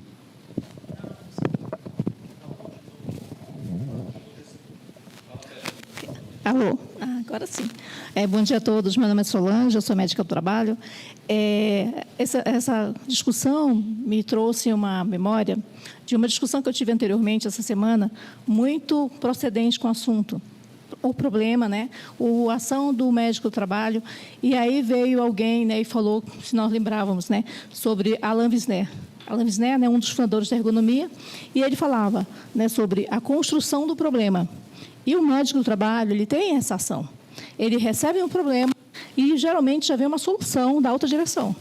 Então, ele não... Aí é o ponto. Ele precisa fazer tudo isso, né, que já foi falado. E, na área, ouvir os trabalhadores, ouvir os gestores, para a construção do problema. Quando você constrói esse problema, aí sim, você consegue ter várias opções de resolver o problema. Agora, se você ouvir e já tentar buscar solução, você não está construindo nada. Então, acho que o nosso grande, né, como trabalhadores da área da saúde, é justamente fazer essa construção, como a Alain Wisner já falava há muito tempo. É isso. Alain Wisner, ergonomia da atividade. Gente, o que é uma maravilhosa provocação, e acho que não é uma pergunta, né, é uma contribuição perfeita. O que é ergonomia? Né? Porque tem osteomuscular, tem mental. O que é ergonomia? É o maior conforto para a maior produtividade. Ótimo, exatamente isso. E o que você traz aí de provocação, eu queria também fazer uma provocaçãozinha em cima disso, porque assim, a gente está falando com um público aqui que está aqui hoje presente, né? Vocês são representantes de grandes empresas, né? E quando a gente fala que a gente é representante de grandes empresas, a gente tem os mesmos desafios, mas a gente tem muito mais recurso. E eu acho que o ponto principal, por exemplo, hoje a maior parte dos empregadores são pequenas e médias empresas, né? E esse trabalhador tá muito mal assistido. Ele está muito mal assistido porque ele não tem, principalmente, cara, os canais de escuta ativa que existem nessas grandes empresas, né? Eu lembro quando eu fui funcionário, eu fui corporativo na Philips, e naquela época já tinha linha ética, cara. A gente está falando de 1990 e bolinha. Já tinha linha ética, já tinha canal de denúncia, já tinha uma linha de compliance, você podia denunciar compliance naquela época, cara. E você vai hoje, na maior parte dessas pequenas e médias empresas, não existe nada disso. Então, o trabalhador, ele não é ouvido mesmo, né? E aí fica aqueles pequenos feudos, né, dentro das organizações que são geridas pelas pessoas que eu nem diria que elas são mal preparadas, né? Eu acho que esse é o outro ponto, não? Porque, pensa, numa pequena e média empresa, principalmente, não vou dizer que nas grandes também não sejam, são promovidos normalmente pessoas que entregam muito produtividade. Não necessariamente ele é um líder, né? Porque assim, eu acho que o líder tem uma característica de... O líder tem uma característica de, muitas vezes, ele não ocupa o cargo, mas ele é seguido ali por ser o cara mais experiente, é o cara que consegue orientar todo mundo no ambiente de trabalho, né? Eu acho que vocês, na área de saúde, na área médica, vocês têm muito isso. Há um respeito, não sei se genuíno das últimas gerações, mas sempre há um respeito do professor, de um médico mais velho, mais antigo, um cirurgião reconhecido, que há esse respeito porque na época dele pode nem ser o cara mais maravilhoso hoje na cirurgia, mas na época dele ele era, né? Então, assim, eu acho que é pela contribuição social que ele trouxe na época que, de fato, ele era bem produtivo. Então, isso é bem legal. Isso não é diferente, muitas vezes, no chão de fábrica, né? Eu tenho mais algumas perguntas aqui, a Ju está falando.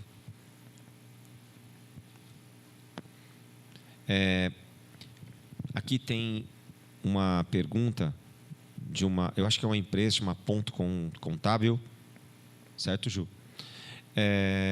Diante da experiência que já tiveram com riscos psicossociais, eles impactam aí na parte de... Está falando contabilidade, mas deve ser aí, tipo faturamento, né? Custo, despesa, o EBITDA, enfim, lucro, para não falar lucro, senão para aqui de falar. A brincadeira do André aqui. E despesas, né, com plano de saúde, queda na produtividade. Eu acho que foi bem o que você trouxe aqui, né, Fernando? Então, acho que está perguntando assim, né? Acho que a gente já respondeu. Acho que você deu bem o exemplo. Sim, mas se você quiser complementar aqui... Tem um estudo da Cohen, né, que eu até mostro nas minhas aulas aqui. A Cohen é a ANANT dos Estados Unidos, né? É a Associação Americana de Saúde Ocupacional.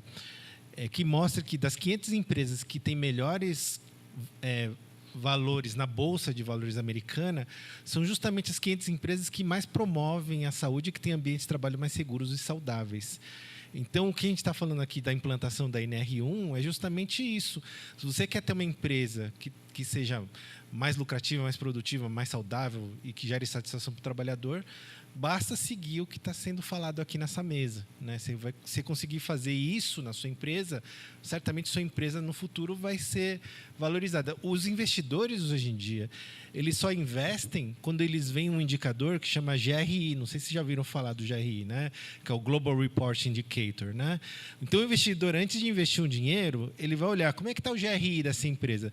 E dentro do GRI, alguns indicadores são indicadores de bem-estar, de satisfação no trabalho, que a gente está falando que são os fatores psicossociais aqui que a gente está discutindo, né? É exatamente o engajamento do trabalhador.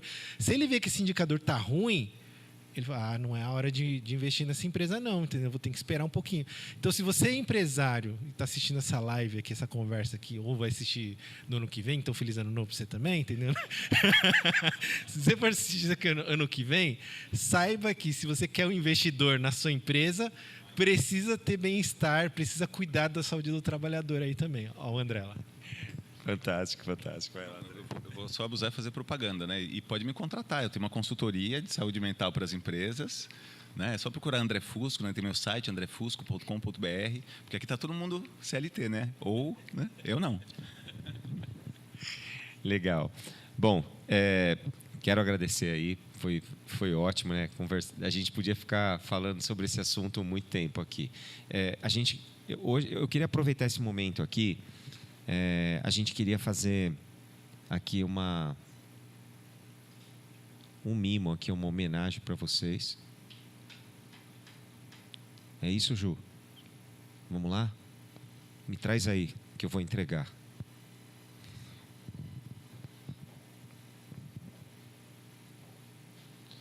André, aí eu acho que você é um parceiro nosso, já vem há bastante tempo. Aí eu acho que aqui é um reconhecimento. Sabe, André, muita gente... Porque assim, muita gente fala bastante e tal. Eu entendo, eu vejo muito... Eu adoro assistir podcast. Mas você é um cara que... Eu te conheci, a gente trabalhou junto, né? No call center, eu te vi no Itaú como corporativo, cara, em vários lugares, e assim, eu acompanho o teu trabalho. Até arrepia falar, porque eu me emociono com isso. E a gente fez tanta coisa bacana junto, e eu sei o quanto você é genuíno na parte médica, quanto você é descontraído, divertido. As pessoas que trabalham com você sabem que você transpira isso, você passa isso para as pessoas, e então eu fico muito feliz de estar fazendo essa homenagem aí para você, tá? É isso, campeão. Muito obrigado, e recebendo de você, isso aqui eu vou ler para vocês aqui. Reconhecemos o Dr. André Fusco por suas contribuições de destaque à medicina do trabalho e à promoção da saúde integral dos trabalhadores. É uma honra e é mais um capítulo da nossa história que a gente está escrevendo há muitos anos, nessa jornada aí do propósito da saúde. Fechou, amigo. É que a gente lê muito e a gente troca umas discussões feias nos livros aqui. A gente briga pra caramba. Mas eu aprendo com você. Aqui, Fernando, queria te homenagear. Pessoal, queria homenagear o Fernando. Sei que ele está... Desculpa fazer esse comentário aqui, mas está concorrendo na ANANT, aí na Chapa 2. Eu sou um admirador teu. Sei que você é um cara que pensa fora da caixa, está muito à frente do tempo. Acho que é um jovem, e vocês jovens entrando na associação, acho que tem muito a contribuir com o crescimento da medicina do trabalho no país. Obrigado por você estar participando do evento com a gente. Muito sucesso, e eu estou torcendo que vocês ganhem. Obrigado, Mila, pelo reconhecimento. Vou ler também aqui, está escrito reconhecimento do Dr. Fernando por suas contribuições de destaque à medicina do trabalho e à promoção da saúde integral dos trabalhadores. Eu conheço o Milanelli há muito tempo também, então eu sei que ele também luta por isso, não é uma luta solitária nossa, né? É de todos nós que estamos aqui nesse grupo, né? Obrigado pelo apoio, pelo suporte aqui, pela torcida. Também conto com vocês que estão online, tá? Para que a gente consiga aí, seguir em frente e levar isso para a valorização da especialidade da medicina do trabalho, de toda a saúde integral de todos os trabalhadores e também da sociedade. Não é somente para esse momento, mas é para todo mundo ganhar. Então, acho que é para isso que nós estamos lutando, né? E agradeço mesmo. Muito obrigado pelo reconhecimento aí, gente.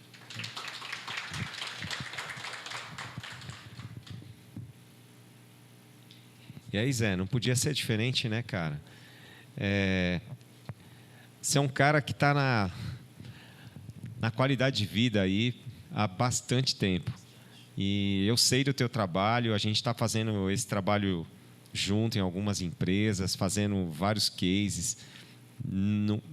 Uma nunca é igual à outra, cada uma é diferente, e a gente vem aprendendo muito tratar os dados tanto da saúde ocupacional quanto da saúde integral, pensando aí na qualidade de vida do indivíduo, mudança do ambiente de trabalho, provocando os nossos RHs para cuidar diferente de pessoas. Então, assim, cara, obrigado, e é uma homenagem para você, tá? Mila, obrigado pela presença de todos. Aqui abrir as portas da Chip para vocês é um privilégio, um aprendizado constante. Entre amigos, isso fica melhor ainda. E você, além de um parceiro, você é um entusiasta e um visionário para esse tipo de coisa.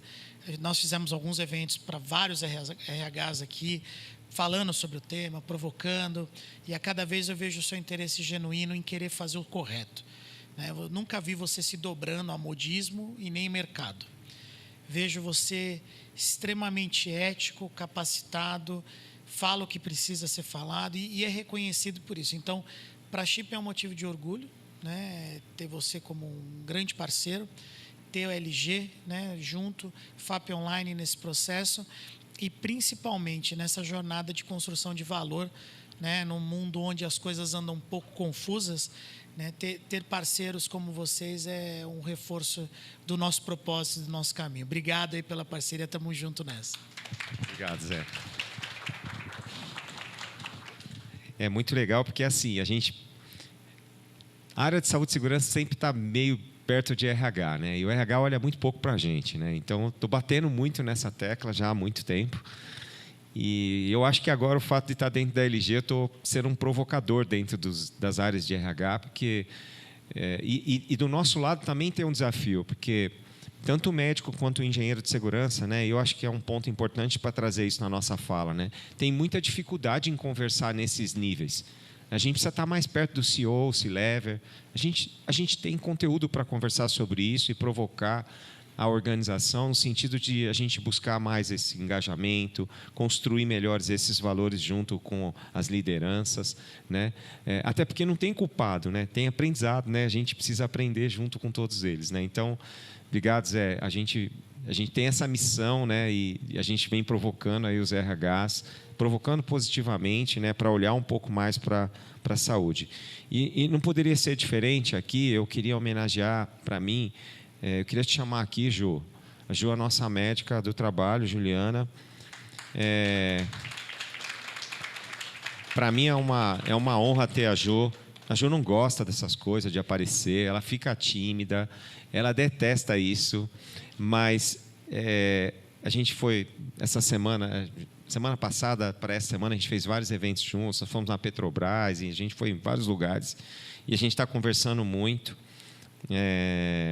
A Ju, para mim, ela é uma estudiosa, ela é uma pessoa que preza muito pelas relações, toma um cuidado gigantesco para conversar com os colegas. Eu acho que você é sempre muito respeitadora e a gente tem muito orgulho de ter você no nosso time.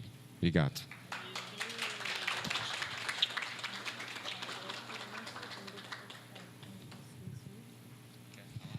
Oi. Muito obrigada, Edu. Obrigada a todos do time do FAP Online, gente, que estão comigo no dia a dia e são facilitadores, né, de tudo isso que você falou. E uma coincidência também, a Marjorie, minha amiga que está aqui, ela fez a pós-graduação comigo, foi ela que me indicou para trabalhar com vocês. Então, Marjorie, sem você eu não estaria aqui também. Muito obrigada. É isso. Obrigada a todos. Obrigada.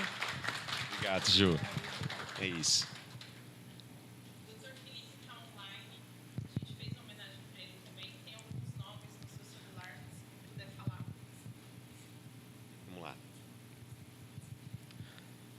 Legal. Queria também aqui agradecer, né? Eles não estão presentes, mas a gente fez aqui uma homenagem, né? E tem algumas pessoas aqui bem especiais aqui, né? A gente tem, vou até te falar, gente que trabalhou com vocês aqui. Eu queria agradecer aqui a Daniela Bortman, então vou deixar aqui o reconhecimento. A Dani, para mim, eu admiro demais porque ela é uma pessoa muito especial, cara. Pessoa fantástica, que eu brigo pra caramba com ela também, mas eu amo ela.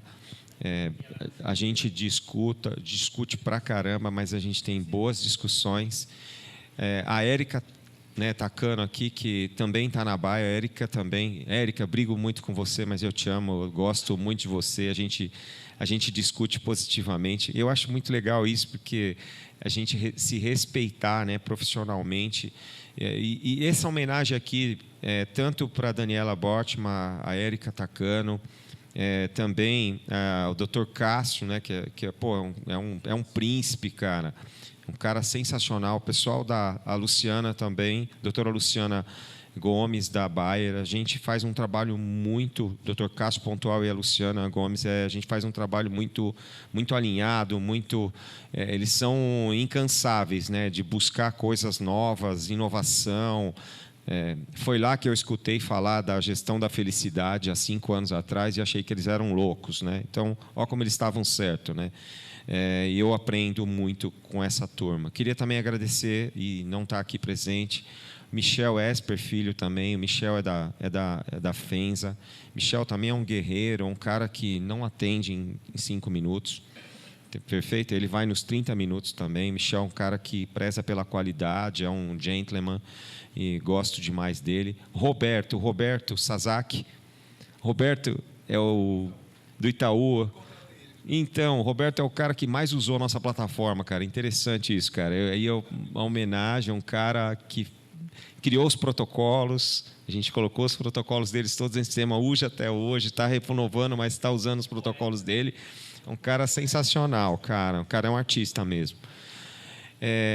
A Ana Izumida também, que é a Ana do Itaú também. Cara, pessoas fantásticas, trabalharei com você, bacana. O Diego, né? O Diego Miyashiro, né? Do Itaú. Também um cara muito bacana. Então, assim, a gente está fazendo homenagem aqui para pessoas que estão com a gente há bastante tempo e a gente acaba tendo um contato muito grande. Doutora Nelisa Rosetti também, lá da Previdência Social. A Nelisa sempre traz atualizações para a gente, está sempre nos eventos, trazendo coisas novas para as empresas, falando de afastamento, de afastado, acho bacana. Doutor Felipe Passarelli, um querido também, está na Claro, né, há bastante tempo e é um parceirão nosso também. Obrigado aí, eu sei que eles não estão presentes, mas a gente deixou aqui a homenagem, porque a gente sempre decide nos eventos que a gente faz de trazer o reconhecimento de alguns profissionais, um mimo, mas que faz bem também para todo mundo, por tudo que se dedica, tudo que se empenha, né, e pessoas que de fato a gente não esquece. É isso aí, André. Obrigado. Acho que eu não esqueci de ninguém, não.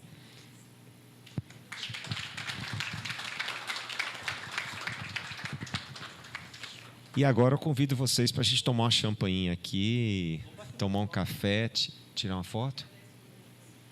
Desculpa.